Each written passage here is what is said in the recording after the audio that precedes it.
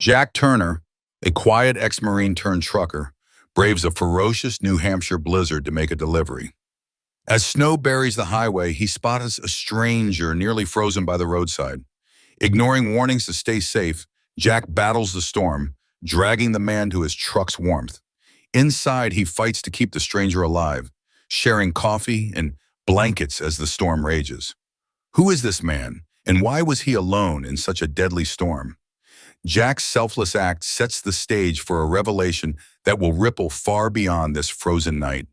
This story of quiet heroism needs your support. Like, subscribe, and hit the bell to join our journey into unforgettable tales. Share your own stories of kindness in the comments. Your experiences inspire others. Help our channel grow and keep these powerful stories alive. See you next time. Jack Turner's weathered hands grip the steering wheel, his eyes squinting through the windshield as the blizzard roared outside. The CB radio crackled, a voice sharp with urgency cutting through the static. "Leave him out there, Jack. It's too damn dangerous." But Jack, stubborn as the New Hampshire granite he called home, wasn't the kind of man to heed warnings when someone needed help. His heart thudded with a quiet resolve, a familiar pulse of duty that had guided him through decades of service and solitary miles. He tugged his heavy wool coat tighter around his broad shoulders, the fabric worn but warm, and shoved open the truck's door. The wind hit him like a fist, icy and relentless, but Jack stepped into the storm without hesitation. Snow stung his face, each flake a tiny blade slicing through the night, but he pushed forward, his boots sinking into the deepening drifts. Somewhere out there, a stranger was freezing, alone, and Jack couldn't stomach the thought of leaving anyone to the mercy of this merciless night. His breath clouded in the frigid air as he trudged through the howling white, his bad leg aching with every step, a lingering reminder of a transport accident years ago. Finally, he spotted a huddled figure, barely distinguishable from the snow itself, limbs stiff and trembling. Jack's chest tightened with a mix of relief and urgency. He knelt, his gloved hands gentle but firm, and dragged the stranger back to the warmth of his truck's cab, the man's weight heavy against his own tired frame. Inside, the cab's heater hummed faintly, a small defiance against the storm's fury. Jack wrapped the stranger in a spare blanket, his mind racing with quiet questions. Who was this man? Why was he out here? But he pushed them aside. Answers could wait. Survival couldn't. The next morning, the storm had passed, leaving a world blanketed in silence and snow. Jack sipped his black coffee, the bitter warmth grounding him as he stood in his small kitchen, expecting the day to slip back into its familiar rhythm. But then he heard it, the low rumble of engines outside his modest home. He peered through the frost-etched window, his brow furrowing at the sight of Navy Jeeps lining up along the quiet street, their dark shapes stark against the white. A man in a crisp, full-dress uniform stepped onto Jack's porch, his boots crunching the fresh snow. Jack's heart skipped, a flicker of unease stirring deep within. What could they want with me, he wondered, his mind sifting through memories of a life he thought he had left behind. The knock on his door was firm, official, and Jack felt the weight of something monumental looming, something that would unravel the quiet simplicity he'd built. At 62, Jack Turner was the kind of man who faded into the backdrop of life, not because he lacked presence, but because his strength was the quiet kind, steady and unassuming. His face, lined with years of sun and wind, carried a calm resolve, his gray eyes sharp with the wisdom of someone who'd seen the world's chaos and chosen to meet it with order. Decades ago, he'd served as a logistics specialist in the United States Marine Corps, a role that didn't win medals or headlines, but was the backbone of every operation. Jack had been the man who ensured food, fuel, and ammo reached soldiers when sandstorms choked the air or bullets rained down. For 20 years, he'd navigated the grit and grind of military life, his work unglamorous but vital, his pride rooted not in glory, but in getting the job done. A transport accident in 2004 had left him with a slight limp, a subtle hitch in his step that spoke of sacrifice more than complaint. It was the nudge he needed to step away from the Corps, trading dusty convoys for the open highways of civilian life. As a long-haul trucker, Jack found a new kind of freedom in the solitude of the road, the hum of his rig, a steady companion. His life was simple, and he cherished it that way. a small, weathered house in a sleepy New Hampshire town where the days moved slowly and folks offered nods instead of questions. Jack's home was a reflection of his character: practical, unpretentious, and self-sufficient. The clapboard exterior bore the scars of countless winters, but inside it was warm, tidy, a sanctuary of sorts. He fixed everything himself: leaky faucets, creaky steps, drafty windows, his hands as skilled with a wrench as they'd once been with supply manifests. Neighbors knew him as the quiet veteran, always willing to lend a tool or a hand, but never one to linger for small talk. Jack didn't host barbecues or holiday gatherings. His evenings were spent with a steaming mug of coffee, the radio murmuring news of a world he'd once been part of but now felt distant from. His life followed a predictable rhythm: work, repairs, rest. But that rhythm had been disrupted the moment he stepped into the blizzard. And now, with Navy Jeeps outside, Jack sensed the past was about to collide with the present. December had arrived with a vengeance, the kind of cold that sank into your bones and didn't let go. The local news had buzzed all week about a storm for the record books, a beast of a blizzard that promised to paralyze the region. Most folks in town had prepared, stocking pantries with canned goods and piling firewood high. Schools shut down, and the air carried that heavy electric stillness that signaled nature's wrath. Jack, however, wasn't one to be swayed by forecasts. He had a delivery to make to Maple Creek by morning, and to Jack, a promise was ironclad. "Weather's just weather," he thought, loading his truck with the same methodical care he'd always applied. Duty wasn't just a word to him, it was a code etched into his core from years of service. As he pulled onto the highway that night, the first snowflakes drifted down, soft and tentative like a warning. But soon the storm unleashed its full fury, transforming the world into a blinding swirl of white. The road vanished, the wind screamed, and Jack's truck became an island in a frozen sea. His hands tightened on the wheel, his mind sharp with focus, but also heavy with a strange, quiet certainty. This wasn't just another night on the road. Somewhere in that frozen darkness, something or someone was waiting, and Jack Turner's simple life was about to change forever. The snow fell with a vengeance Jack Turner had never witnessed in all his years behind the wheel. It wasn't just a storm, it was a relentless assault, a curtain of white that obliterated the world beyond his truck's headlights. The beams barely pierced the swirling chaos, illuminating a fleeting glimpse of the highway that now seemed more like a faint whisper of a path than a solid road. Jack's hands gripped the steering wheel, his knuckles pale from the strain, every muscle in his body coiled tight with focus. The cold seeped through the cab's edges, chilling his bones despite the heater's feeble hum. His heart pounded with a mix of determination and unease, the kind that only comes from facing nature's raw power. He'd driven through storms before, but this one felt different, angry, personal, as if it dared him to keep going. The CB radio on the dash sputtered to life, its static-filled crackle cutting through the low rumble of the engine. Voices of other truckers, stranded and frustrated, filled the airwaves with warnings. "Roads are shut down up ahead," one growled, his tone heavy with resignation. "No sense fighting it. Find a spot and hunker down." Jack's jaw tightened, his breath fogging slightly in the cab's dim light. He nodded to himself, agreeing with the faceless voice. Pushing through this blizzard was a fool's errand, and Jack was no fool. His eyes scanned the snowy blur outside, searching for a safe place to pull over, somewhere to ride out the storm's fury. His mind raced with calculations: how much fuel he had, how long the heater could hold out, whether he'd packed enough food to last. Just as he began easing the rig toward a snowy shoulder, the radio crackled again, this time with a sharper, more urgent tone that made his pulse quicken. "There's someone out in there, hey there," a voice cut through, clipped and tense. Standing by the road, not moving.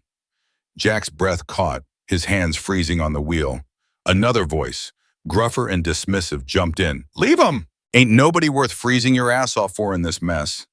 The words hung in the air, cold and final, urging caution, urging self-preservation. Most drivers would have listened.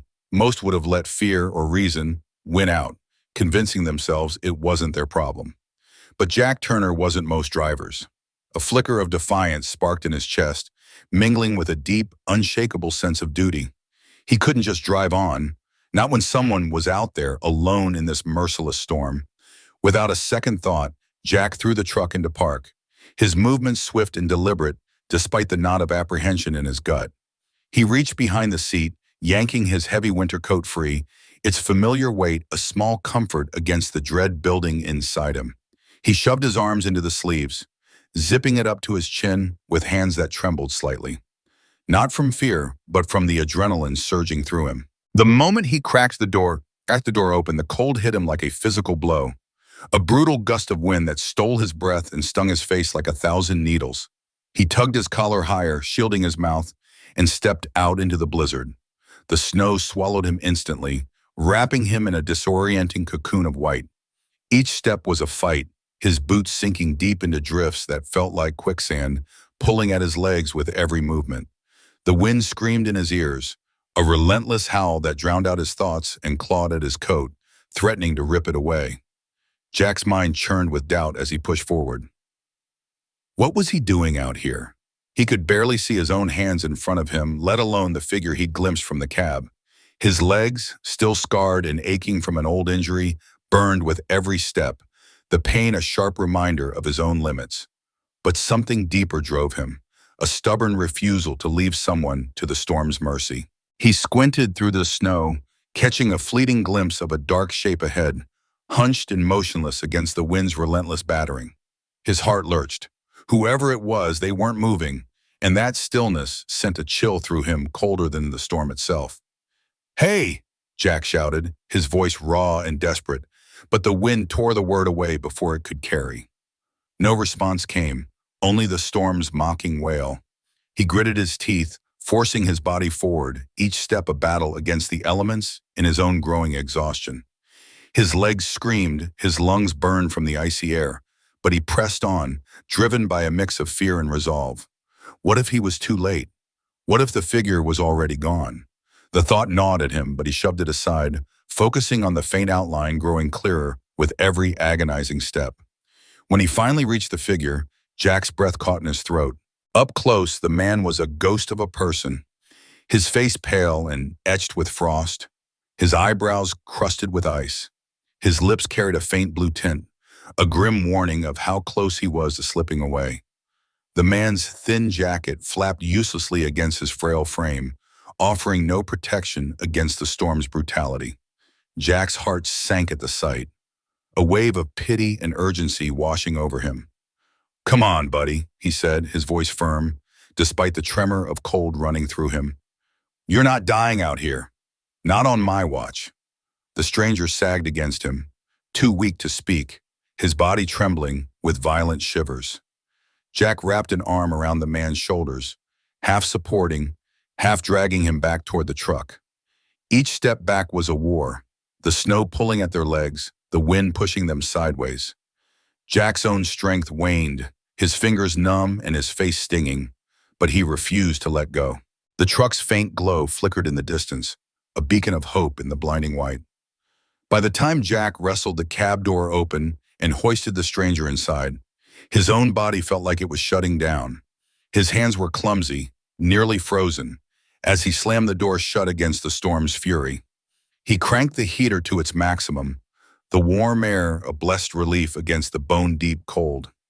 Grabbing every spare blanket he could find, rough, worn things he kept for emergencies, Jack wrapped them tightly around the stranger, who was still shaking uncontrollably.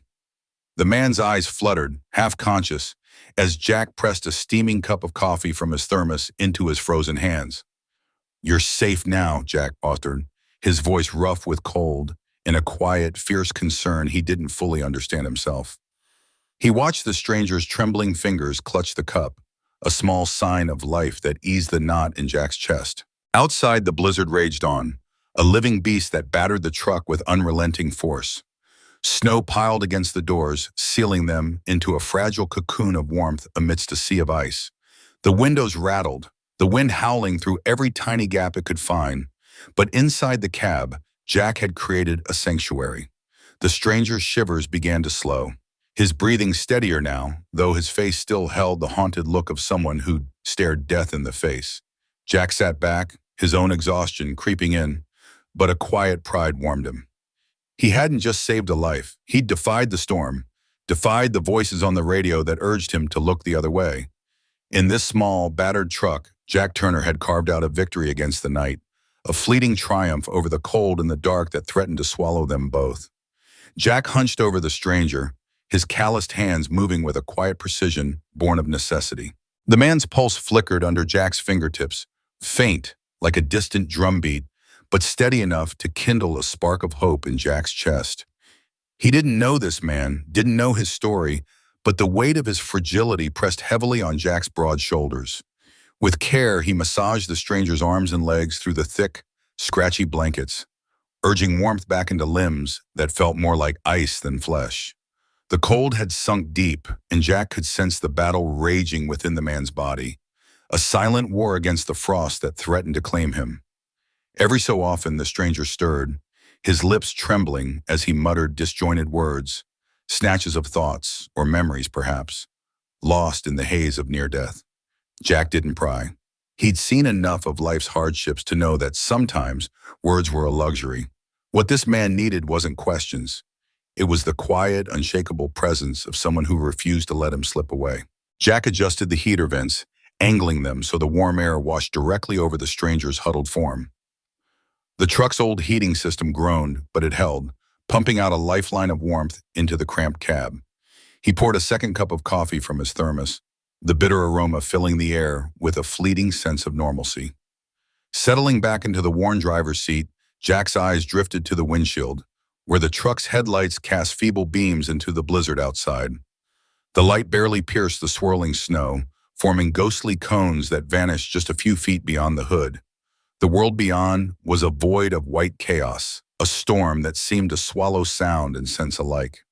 Jack's gaze flicked to the CB radio on the dashboard, its soft crackle a faint tether to the outside world. The chatter had dwindled to a murmur. Some truckers had gone silent, their rigs likely stalled in the snow, while others spoke in hushed, weary tones about roads blocked by drifts and jackknifed trailers abandoned to the storm's mercy. Beneath their words, Jack could hear the undercurrent of fear of the cold, of being stranded, of the unknown. He didn't judge them for it. Storms like this didn't just test the limits of engines and tires. They tested the soul of a man, stripping away bravado to reveal the raw truth beneath. The stranger coughed, a dry, rattling sound that cut through Jack's thoughts like a knife. He turned quickly, his heart lurching with a pang of worry. Grabbing a bottle of water from the supply crate wedged behind the seat, Jack gently lifted the man's head, coaxing a few sips past his cracked lips. "There you go," he murmured, his voice low and steady, like a parent soothing a frightened child. "Easy does it." The stranger's eyes fluttered open, glassy and unfocused. But there was a flicker of gratitude in them, a silent acknowledgement of Jack's care. No words passed between them, and Jack didn't push for any. He'd learned long ago that silence could speak louder than words, carrying trust in its quiet spaces. He settled back, keeping the engine idling to maintain the fragile bubble of warmth within the cab. The heater hummed, the only constant in a night that felt endless. Outside, the snow plastered itself against the windshield, piling up like layers of cotton, blotting out the world. Jack's mind wandered, tracing the roads he'd traveled over the years. Dusty desert highways, jungle paths thick with humidity, convoys of soldiers and supplies moving through chaos. He'd always carried something vital, something that mattered. But tonight it wasn't freight or cargo he was delivering. It was something far more precious. The chance for this stranger to see another dawn. As the hours dragged on, exhaustion began to claw at Jack. His eyelids grew heavy, and despite his stubborn resolve, he dozed off in fits and starts, his head nodding forward, only to snap back at the sound of the stranger's weak coughs. Each time, Jack's eyes flew open, his hands moving instinctively to check the heater, adjust the blankets, ensure the warmth held strong. The storm outside raged without mercy, its howling winds a relentless assault on the truck's battered frame. But inside, in the dim glow of the dashboard lights, Jack and the stranger formed a fragile alliance against the cold. Jack's thoughts churned with memories of other nights, other battles, moments when he'd stared down danger not with fists or speed, but with the quiet determination to keep going.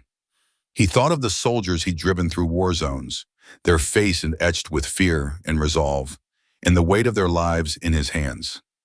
Tonight felt like that, only quieter, more personal. The stranger wasn't a soldier, but his fight was just as real, and Jack was his lifeline. By the time the first gray hints of dawn seeped through the snow-smeared windows, something had shifted. The stranger's breathing, once shallow and labored, had steadied, each inhale a small victory. A faint flush of color crept back into his face, a sign that life was clawing its way back. Jack leaned back in his seat, the cracked leather creaking under his weight. A weary smile tugged at his lips, born of relief and quiet pride. Out there in the merciless grip of the storm, survival was a prize won by the strongest. But strength, Jack knew, wasn't always in the loudest cry or the swiftest action. Sometimes it was in the stubborn, silent refusal to let another soul perish alone. That night, etched deep into the marrow of two lives, Jack Turner had stood against the storm, not with grand gestures, but with the simple, unshakable choice to do what was right. Morning arrived reluctantly, as if the sun itself hesitated to rise after such a brutal night. The blizzard's fury had begun to ebb, the howling winds softening to a low, mournful sigh. The dense curtain of snow thinned, revealing a world transformed, a vast, silent expanse of white stretching endlessly beyond the frosted windows. Jack stirred, rubbing the stiffness from his neck, his breath still fogging the air in the cab. His body ached from the long hours of vigilance, but his heart felt lighter, buoyed by the stranger's steady breaths. The man was going to make it. And in that moment, Jack knew that sometimes the greatest battles were fought not with fists or guns, but with a quiet, steadfast refusal to give up on another human being.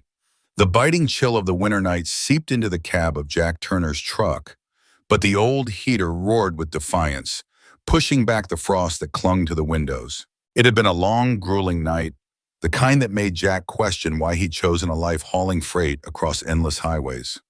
Under a pile of worn blankets beside him, the stranger he'd pulled from the snow stirred, his movements sluggish, like a man waking from a dream he wasn't sure he'd survived. Jack's weathered hands gripped the steering wheel, his eyes flicking toward the man. A knot of worry tightened in his chest. Had he done enough? Was the guy going to make it? He leaned forward, his voice low and steady, though it carried the weight of his concern. "Hey, you still with me, buddy?" The stranger's eyelids fluttered, revealing eyes that were sharper now, more alert than they'd been when Jack had dragged him from the ditch hours earlier. The man's gaze darted around the cab, taking in the cracked dashboard, the thermos of coffee perched precariously on the console, the faint glow of the dashboard lights. Confusion clouded his face for a moment, then gave way to a flicker of recollection, as if the pieces of the night were slotting back into place. Jack's heart eased a fraction. "You're safe," he said, his tone softer now, almost paternal. He reached for the thermos, pouring another cup of coffee that had long since lost its warmth. Storm's finally letting up. Roads should be clear soon. The man's trembling hands closed around the cup, his fingers pale and stiff from the cold. He nodded, a weak gesture, but one that carried a quiet resolve. For a moment they sat in the stillness, two souls tethered by the shared ordeal of a night that could have ended in tragedy. The silence wasn't heavy, though. It was the kind of quiet that comes when words aren't needed, when survival itself is enough. Then, with a slow, deliberate motion, the stranger reached into his coat, his movements still clumsy from the cold that had seeped into his bones. Jack watched, curious but patient, as the man fumbled for something in an inner pocket. Finally, he produced a small metal card. On by side Detroit. Its edges catching the faint light. He held it out to Jack without a word, his expression unreadable but steady. Jack took it, brushing away the frost that clung to its surface with the sleeve of his flannel jacket. The words etched into the metal hit him like a punch to the gut. Admiral Charles Whitaker, United States Navy. Jack's breath caught, his mind reeling. An admiral, a high-ranking officer, someone who'd probably stood on the bridge of a warship, commanding fleets, making decisions that shaped lives. And here he was, half frozen in the cab of Jack's beat-up rig, looking more like a weary traveler than a man of such stature. Jack's years as a Marine flooded back. Unbidden, crisp salutes, barked orders, the rigid discipline of military life. His spine straightened instinctively, but he caught himself, a wry smile tugging at his lips. This wasn't a base. This was just him, a trucker with a thermos of bad coffee and a man who'd nearly met his end in a snowbank. Still, the weight of the Admiral's identity settled over him like a heavy coat, stirring a mix of awe and responsibility. He glanced at Whitaker, expecting, maybe even bracing for, some hint of entitlement, the kind of arrogance that sometimes came with rank. But there was none. The Admiral's eyes were calm, steady, carrying a quiet gratitude that spoke louder than any words could. Jack handed the card back, his movements careful, respectful. "Jack Turner," he said, his voice steady but warm. "Just a guy who couldn't leave someone to freeze out there." Whitaker's lips curved into a faint smile, tired but genuine, the kind that carried the weight of a man who'd seen too much to be anything but humble. "And I'm just a sailor who should have known better than to trust a rental car's GPS in a blizzard," he said, his voice hoarse but laced with self-deprecating humor. Jack let out a low chuckle, the sound breaking the tension like a crack in the ice. For the first time in hours, the air between them felt lighter, as if the storm had taken some of their burdens with it when it retreated. They sat there sipping the lukewarm coffee, the dim light of the web casting long shadows across their faces. The CB radio crackled to life, a burst of static followed by a voice announcing that snowplows were carving paths through the worst of the drifts. Convoys would be escorted out soon. Jack nodded to himself, a sense of purpose settling over him. It was time to move. He turned the key, and the truck's engine sputtered before roaring to life, its familiar rumble a comfort after the night's chaos. "I'll get you to the nearest police station," Jack said, shifting the rig into gear. "They'll take it from there. Get you sorted." Whitaker nodded, his gaze steady, no trace of the authority his title implied. There were no orders, no demands, just a quiet understanding between two men who'd faced the same merciless night and come out the other side. As the truck lumbered forward through the freshly cleared paths, Jack stole a glance in the rearview mirror. The endless expanse of white was already fading, the storm's fury giving way to a pale, tentative dawn. He couldn't shake the feeling that this night and the man he'd saved would linger in his mind for years to Zhongjian. The drive to the small town was quiet, the kind of silence that felt earned. Jack kept his eyes on the slick, snow-dusted road, his hands steady on the wheel despite the exhaustion tugging at his limbs.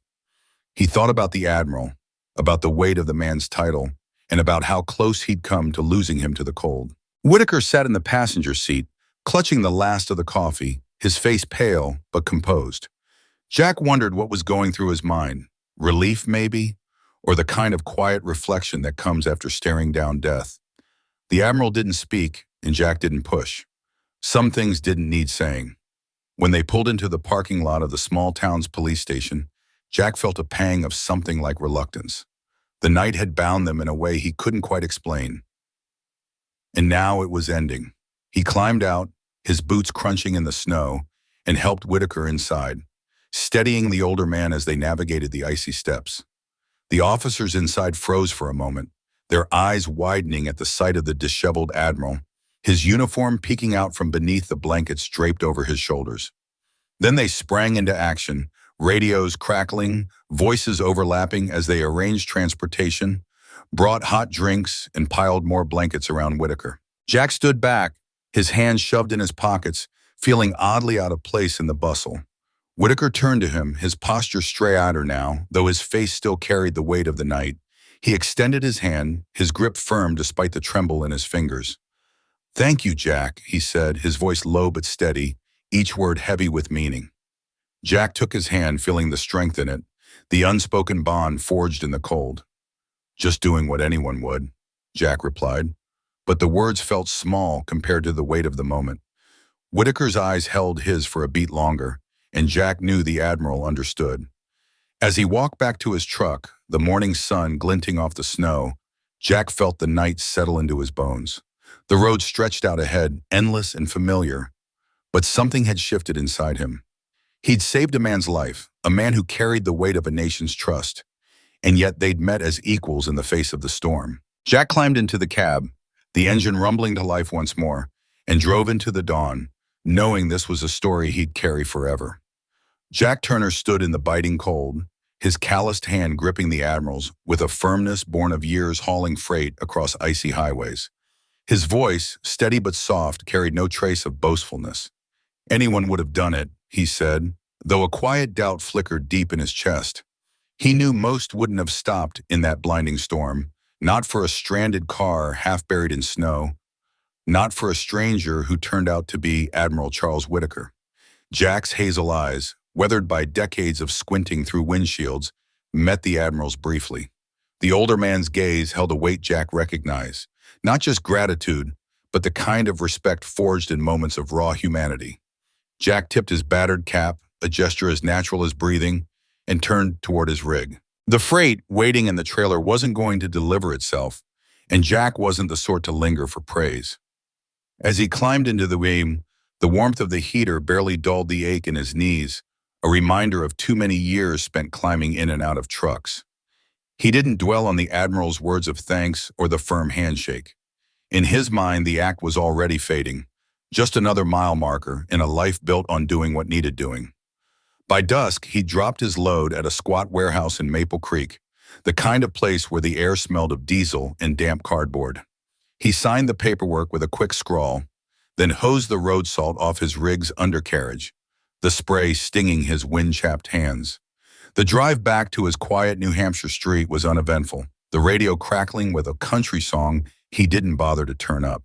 He parked out front, locked the truck, and limped up the creaking porch steps of his weathered gray house. The storm had passed, leaving only a brittle calm. Inside, the familiar scent of worn wood and faint coffee greeted him. Life, it seemed, had settled back into its usual rhythm. Jack didn't breathe a word about the Admiral to anyone. Not to his neighbors, who nodded politely when they passed him on their morning walks. Not to the old Marine buddies he hadn't called in years. Not even to himself, really. He didn't post about it online. Hell, he barely knew how to navigate those apps anyway. To Jack, the encounter was no different from patching a tire or helping a neighbor shovel their drive. It was just what you did. Over the next few days, he slipped back into his solitary routine with the ease of a man who'd long ago made peace with simplicity. He fixed a leaky pipe in the kitchen, cursing under his breath when the wrench slipped and scraped his knuckles. He replaced a blown bulb on the back porch, the new light casting a soft glow over the snow-dusted yard. He even sat by the fire one evening, needle and thread in hand, patching the frayed sleeve of his winter jacket. Each task grounded him, folding the memory of the Admiral neatly into the back of his mind, where it joined countless other quiet moments no one else would ever know. But Jack couldn't see the ripples his actions had set in motion. Far from his modest home, in rooms with polished desks and secure doors, a conversation was unfolding, one that would soon reach far beyond the snowy roads of New Hampshire. The storm he thought he'd left behind was only gathering strength. It began with a sound that didn't belong. Jack was on his front porch one crisp morning, mending a loose railing with a hammer and a handful of nails.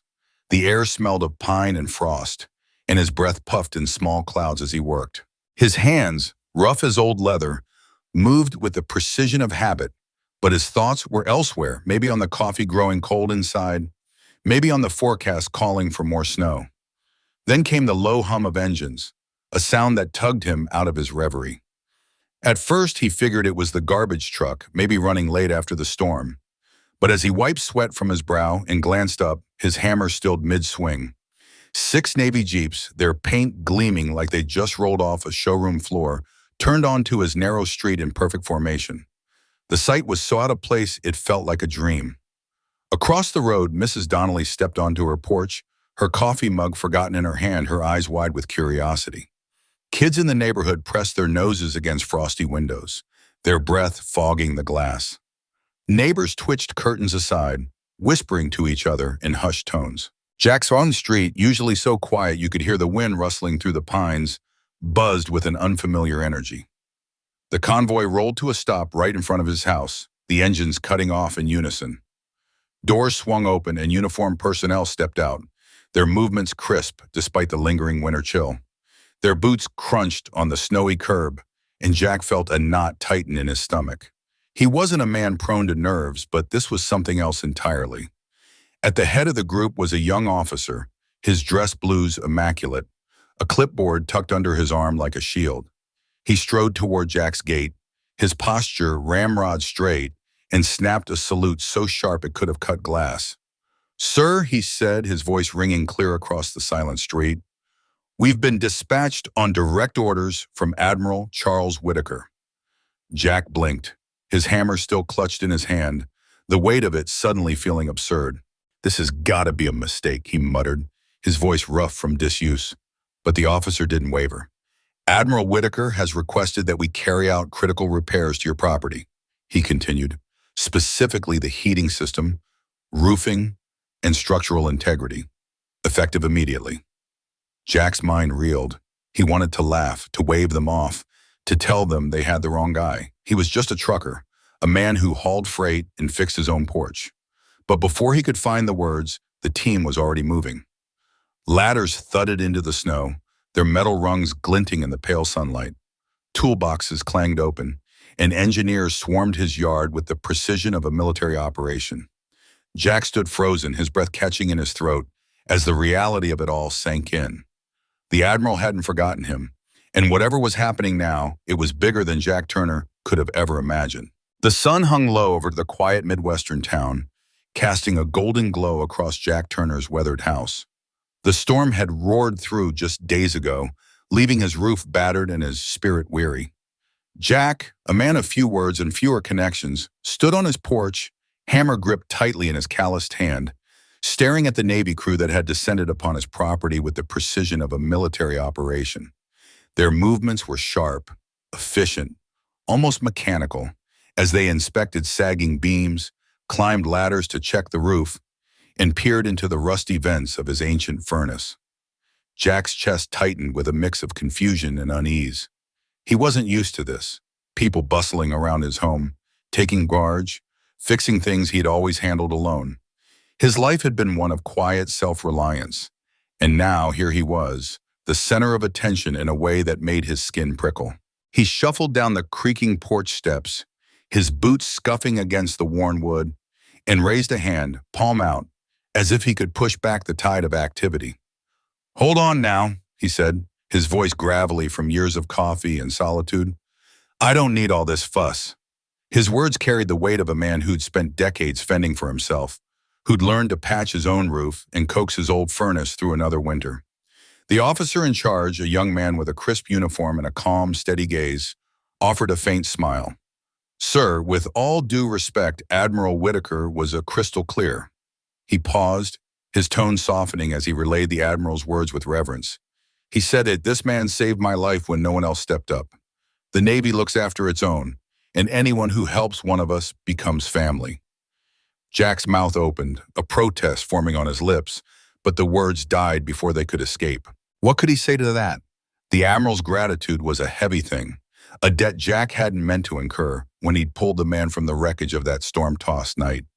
He'd just done what felt right, what any decent person would do.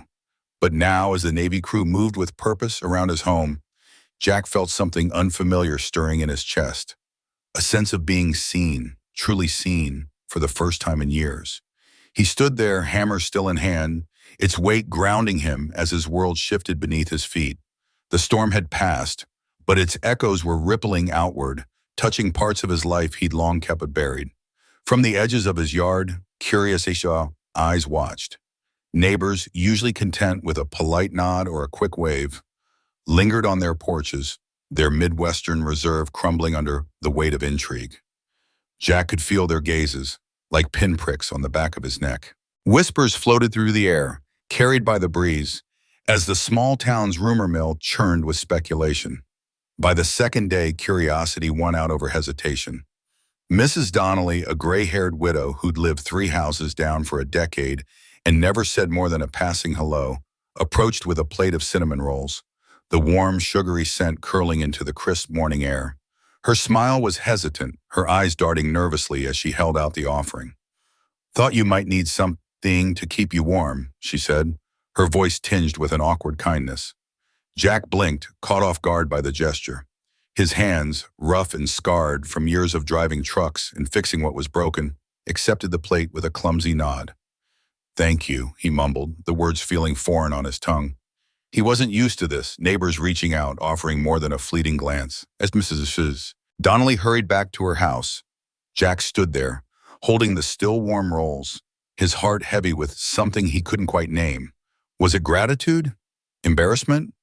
Or perhaps the dawning realization that his quiet, solitary life was no longer entirely his own? Later that afternoon, Mr. Patel, who lived 2 doors down and always kept to himself, wandered over, his hands buried deep in his jacket pockets. His breath puffed in the chilly air as he nodded toward the Navy crew, who were now hammering new shingles onto Jack's roof. "Didn't know we had a hero in our midst," he said, his voice gruff but warm, his dark eyes glinting with respect. Jack let out a low chuckle, shaking his head. "I'm no hero," he said, his tone firm, but not unkind. "Just did what needed doing." But even as he spoke, doubt crept into his mind. He'd always thought he was content alone, patching his roof, tinkering with his furnace, living on the edges of the community. Now, with the Navy crew transforming his home and neighbors crossing the invisible lines that had long separated them, Jack felt a shift deep within him. It was as if the storm had not only torn through his house, but also through the walls he'd built around his heart. The neighborhood kids, usually too busy with their bikes and games to notice the old man on the corner, began to slow down as they passed his house. Their bicycles wobbled as they craned their necks, wide-eyed, watching the Navy crew with a mix of awe and excitement. A few of the bolder ones waved at Jack, their faces breaking into grins when he waved back, his weathered hand rising almost instinctively. One boy, no older than 8, skidded to a stop on his scooter, his sneakers kicking up dust as he stared up at Jack with unbridled curiosity. "Sir, are you like secret agent or something?" the boy asked, his voice high with wonder, his eyes sparkling as if he'd stumbled upon a real-life superhero. Jack's laugh rumbled deep in his chest, a sound he hadn't heard from himself in years. It felt good, like shaking off a layer of dust. "Not quite," he said, reaching out to ruffle the boy's hat, the gesture awkward but genuine. "Just an old truck driver who lent a hand." The boy's grin widened, as if Jack had just confirmed he was something far greater than he claimed.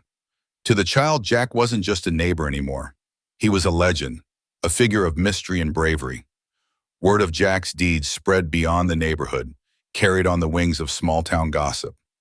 At the grocery store, clerks who'd once rung up his coffee and canned goods in silence now greeted him by name, their smiles warm and knowing.